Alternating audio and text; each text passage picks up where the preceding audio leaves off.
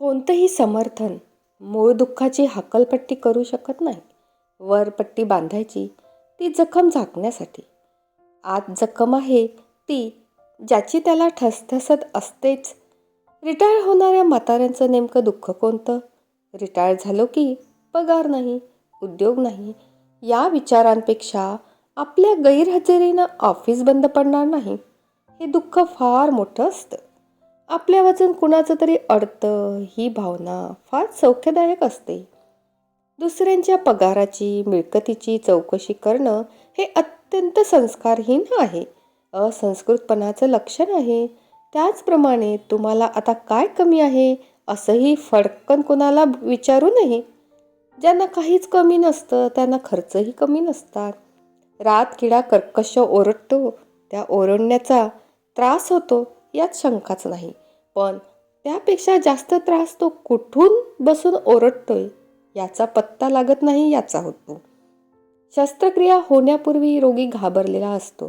त्यातून तो बरा झाला की शिवलेली जखम तोच कौतुकाने दाखवत सुटतो.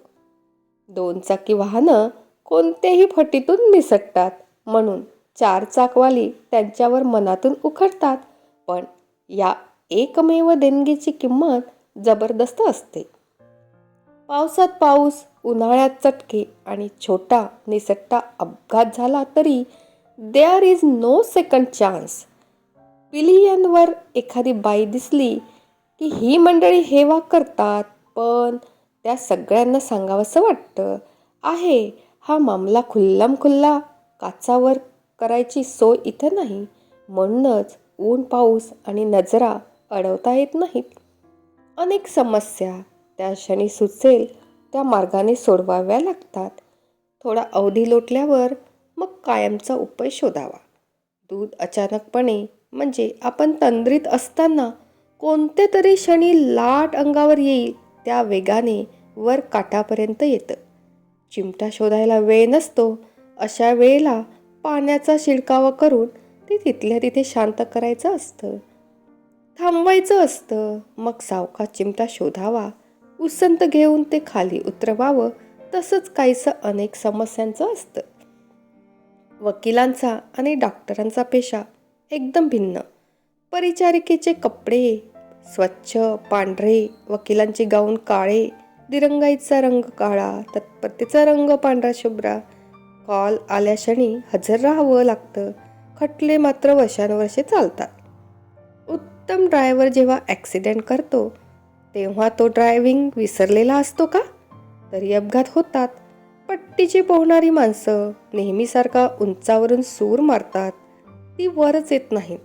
केव्हा केव्हा म्हणजे त्यांना पोहता येत नाही असं म्हणायचं का? त्याचप्रमाणे चांगली शिकली सवरलेली माणसं दुसऱ्या बाईच्या प्रेमात पडतात तेव्हा शिक्षण किंवा संस्कार विसरलेली असतात असं म्हणायचं का? तोही अपघातच. जो नेहमी घडून जातो तो अपघात आणि मी तो शांतपणे बघत राहायचा असं होय. शांतपणे हा शब्द महत्त्वाचा.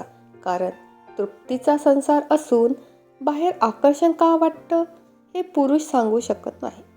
जो प्रश्न त्याचा त्याला सोडवता येत नाही त्याचं उत्तर बायकांना हवं असतं. त्या मग अकारण स्वतःस कमी लेखतात. पुरुष जातीला हलकट ठरवतात. पण तुम्हाला आधार हवा आहे हे मी समजू शकतो. पण सध्या तुमच्या नवऱ्याला पण आधार हवा आहे. तो आता प्रवाहात वाहत चाललाय. आपण वाहत नसून प्रवाहाला वाहायला लावत आहोत. या धुंदीत जोपर्यंत तुमचा नवरा प्रवाहात आहे तोपर्यंत तुम्ही किनाऱ्यावर घट्ट उभ्या राहा आणि त्याची धुंदी ओसरली की त्याला हात द्या. याला संसार म्हणतात. दोघांपैकी कोणीतरी एक कायम किनाऱ्यावर घट्ट उभा हवा. उद्या हीच हकीकत एखाद्या स्त्रीची पण होऊ शकेल. सौख्याचा कोणता क्षण चिरंजीव झालाय? फक्त आठवणींच्या राज्यातच तो अमर. आणि आठवणी कधीच सुखद नसतात. त्या दुःखाच्या असोत वा आनंदाच्या. दुःखाच्या असतील तर त्या पायी वाया गेलेली भूतकाळ आठवतो आणि त्या आठवणी सुखाच्या असतील तर ते क्षण निसटले म्हणून त्रास. सदिच्छा ही नेहमी एकाच माणसाची असते. ती कृतीत आणायची म्हणजे कुणाचं ना कुणाचं सहकार्य लागतं. सहकार्य म्हटलं म्हणजे दुसरी माणसं आली म्हणजे फिसकटलं. सदिच्छेची योजना झालीच, जी नेहमी फसण्यासाठी असते. ज्योत म्हटलं की ती झंझावात विझणारच असं मानलं जातं. सगळ्यांच्याच ज्योती विझतात. विझत नाही तो प्रकाशाचा धर्म.